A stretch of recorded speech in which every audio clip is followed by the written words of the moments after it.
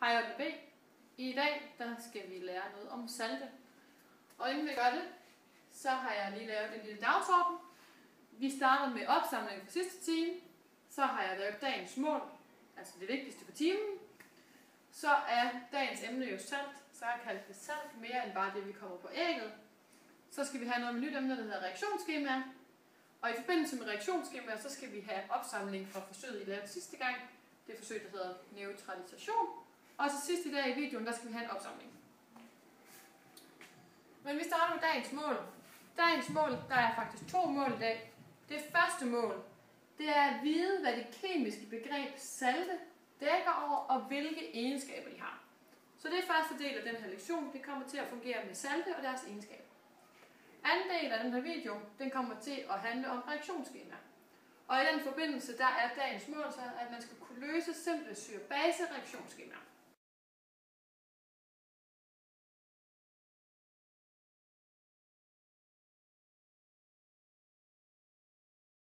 Opsamling for sidste time. I sidste time, der havde vi om fortynding og om neutralisation. Og når man fortynder noget, så vil pH-værdien enten stige eller falde med 1. Det betyder, at så har man fortyndet væsken med 10 gange. Neutralisation, det var det her begreb, vi også snakkede om. Og neutralisation, jamen det er, når pH-værdien den går hen og bliver neutral, altså når den bliver 7, og det gør den efter, man har blandet en syre og en base. Nu til dagens emne, salte. Og når man normalt tænker på salt, jamen så vil de fleste af os tænke på køkkensalt.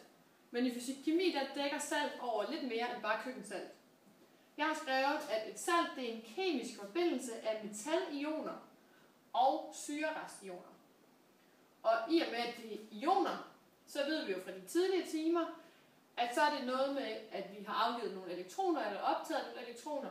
Så alle salte, de er altså opbygget af både negative og positive ioner.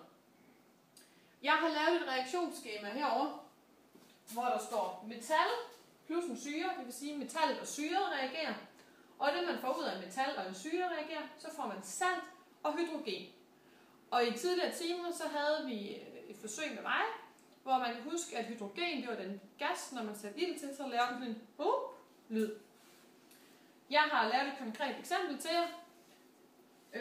Det kunne være, at der var natrium, der reagerer med saltsyre. Og det vi får ud af det, det er natriumklorid. Og natriumklorid, det er det vi kender som almindelig hvidt køkkensalt. Og det der kommer ud af det også, det er hydrogen.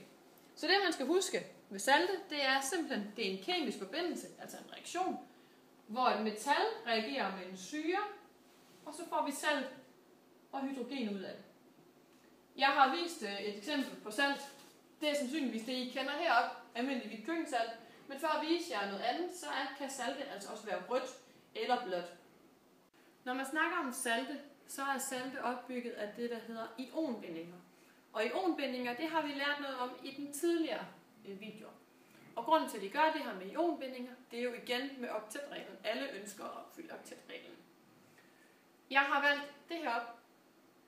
Det her molekyle, det er et salt. Det er natriumklorid, altså helt almindelig hvidt køkkensalt. Og som man kan se her, så sidder alle atomerne, de sidder i et gitter. Så de sidder ligesom forbundet til hinanden. Og grunden til, at de gør det her, jamen det er fordi, der er så stærke kræfter inde i sådan nogle ionbindinger. Der er så stærke kræfter imellem dem, så de bliver nødt til at gøre det her. De sidder simpelthen fast i et gitter. Så er der noget med opløselighed i vand. Nogle salte kan opløses i vand, nogle kan ikke. Og grunden til, at det kun er nogen, der kan det, det handler simpelthen om, hvor stærke de her bindinger imellem for eksempel natrium og klor er. Så alt efter hvor stærke det er, jo mere eller jo mindre opløseligt er det i vand.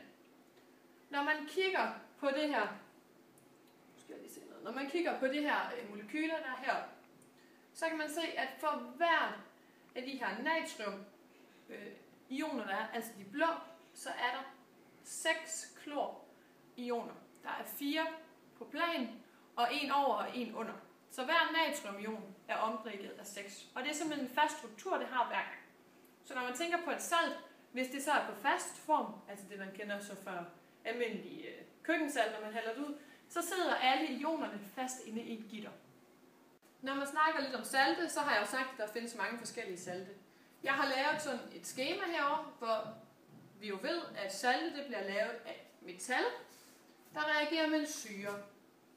Og det er sådan, at når man skal navngive salte, jamen så skal man altid sige navn på den positive ion først. Det vil være for eksempel, så kender vi jo natriumklorid. Det man gør, jamen man går ind og siger, okay, natrium, det er metalionen. Vi kigger herover. Det er sørme også den positive ion. Fordi metalioner, det er altid de positive ioner. Så metalionen, den kan gå sammen med syrerestionen, klorid.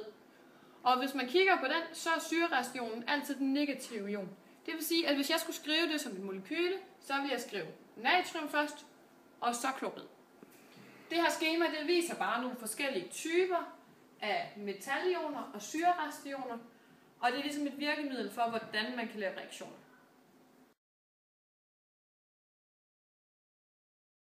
Godt.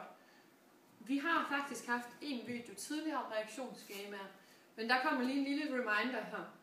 Fordi det her med reaktionsskemaer, når man arbejder med det, så er det vigtigt med de her ladninger. Jeg har skrevet et antal af positive ioner og negative ioner i et salt skal være således, at den kemiske formel for saltet bliver neutral, det vil sige hverken positiv eller negativ.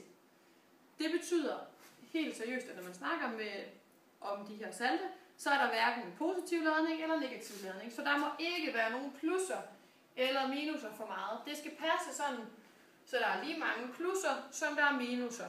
Sådan så at saltet, det går hen og bliver neutralt.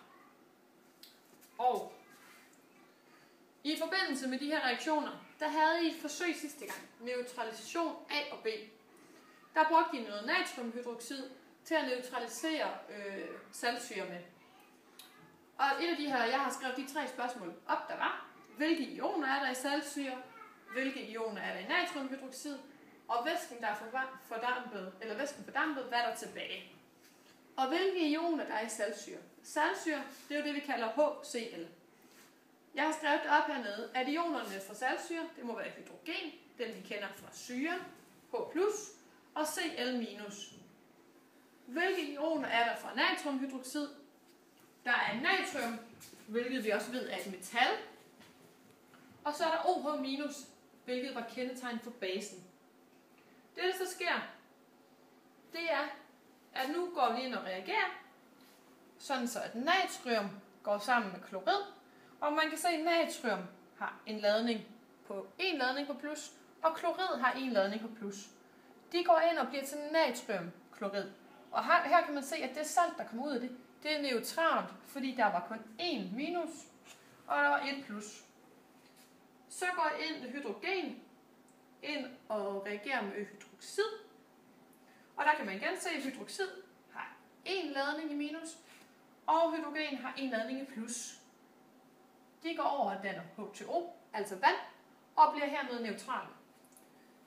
Når væsken så er fordampet, væsken der er tilbage, det er jo så H2O.